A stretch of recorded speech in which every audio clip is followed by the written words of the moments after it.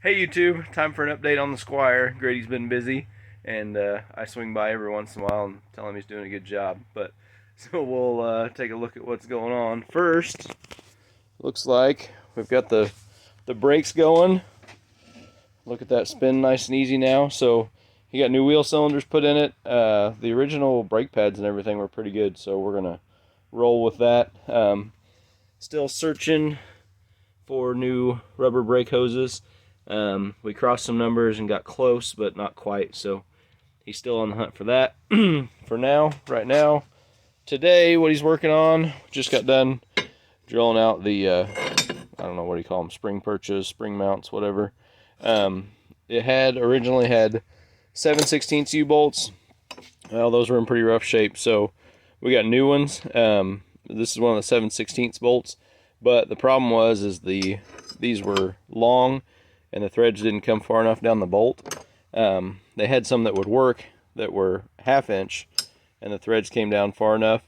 So instead of trying to run a die on these and get the threads longer and then cut the ends off, we figured it'd be easier. We just drilled out these holes and a little upgrade going to 1/2 inch on that. So that'll be the last step to get the rear end in here. We've got the springs are put in, new grade 8 bolts and everything. Had a little trouble, get my hand out of the way, had a little trouble with that bolt there. So right here, this is actually the floor pan. The passenger seat is right on the other side of that. I don't know if you can see, but the bolt goes in through the frame there, and there's no room to stick the bolt in from the outside. It's got to come from the inside.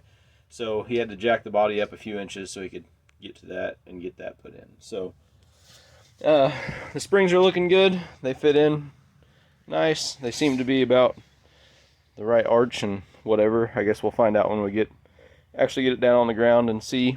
One other thing I wanted to show you while we were doing this, we're getting ready to go back on with the wheels, and the way those attach is kind of interesting. So these are I don't remember what company made them. These are custom made wire wheels for this car, and you can see they're splined in the center. They don't bolt on with regular lug nuts. So the way that they did this is, so far it's lining up that all these parts are Ford parts like we suspected.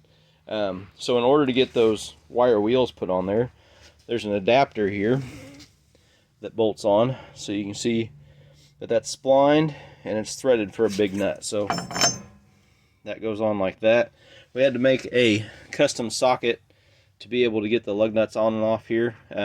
Basically just took a socket and tapered the end of it there so that it would run down all the way. But so luckily, this is something we were pretty worried about, is these splines seizing with the wheels, because obviously they've been together forever, over 40 years now. But and this nut would have been on pretty tight and everything. But luckily, Dad is always good about doing maintenance on stuff and acknowledging when things are going to have to come apart and trying to plan ahead. So he had these greased up real well, and apparently they came right off, no problem. But on the end, what actually holds the wheel on after it's slid on are these great big brass nuts. And I'll see if I can get this threaded on here. There we go. So these brass nuts thread on there, and then it clamps the wheel from this taper, I believe, or from right here to this taper back here. And then whenever Dad actually found his old slugging wrench that he made back in the 80s when he bought this car, so that made getting those off a lot easier. Everything seemed to come off pretty good. The chrome's peeling off of these. Dad's talking about maybe wanting to polish them up, but we'll see how that goes.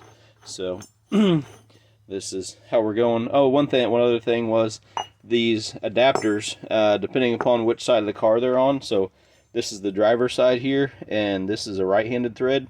And then on the other side, the passenger side, those are left-handed threads, so that the inertia of the nut whenever you're driving actually tightens on instead of loosening. So that was interesting, something you got to keep track of whenever we're changing tires and moving stuff around like this. So that's about all we've got going. We're going to get the drive shaft and rear end back in here and get this thing rolling around, and then we can move on to other projects or other parts, maybe look at the engine and what have you. So we'll keep you updated. Thanks for watching. Like and subscribe.